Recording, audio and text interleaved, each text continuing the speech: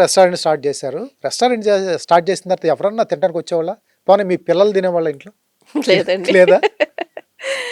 అప్పుడు ఆళ్ళు చిన్న పిల్లలు హ్మ్. గాబట్టి, ఇంకా కొన్నాళ్ళైతే అసలు మాదని గూడా చెప్పేవాళ్ళు గాదాళ్ళు. తర్వాత రెస్టారెంట్ మీద ఫ్రెండ్స్ ఆళ్ళదని కూడా చెప్పేవాళ్ళు కదా? ఆ! తర్వాత కొంచెం ఫేమస్ అయ్యి 'వసుంధరలో' హాఫ్ పేజ్ ఇంటర్వ్యూ వచ్చిన ఆ! తర్వాత అందరికీ తెలిసి, హ్మ్. చాలా బావుంది. మీదంట కదా! మీదంట కదా! అంటే అప్పుడు ఫ్రెండ్స్‌ని తీసుకురావడం, ఆళ్ళ పేరెంట్స్‌ని తీసుకురావటం అయన్నీ ఆ! చేసేవాళ్ళు. ఆ! ఫస్ట్‌లో అయితే ఎవరు వచ్చేవాళ్ళు గాదండి. వండుకోవడం, ఎవరొస్తారా అని చూడడం, మళ్ళీ ఆటిలిని పడేయడం జరిగేదనమాట. ఎన్నేళ్ళు జరిగింది ఇట్లా వండి పడేయటం? 2, 3 నెలలు అయితే కొంచెం బా తక్కువ. హ్మ్. ఒక్కొక్క రోజొచ్చేవాళ్ళు, ఒక్కొక్క రోజు వచ్చేవాళ్ళు హ్మ్. కాదనమాట. హ్మ్.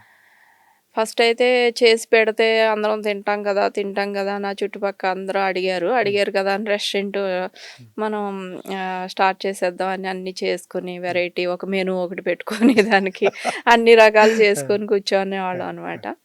తర్వాత ఆ మెనూని కొంచెం తగ్గించుకొని, హ్మ్. మళ్ళీ అన్నీ చుట్టుపక్కలంతా పాంప్లెట్స్ ఇవ్వటం, హ్మ్.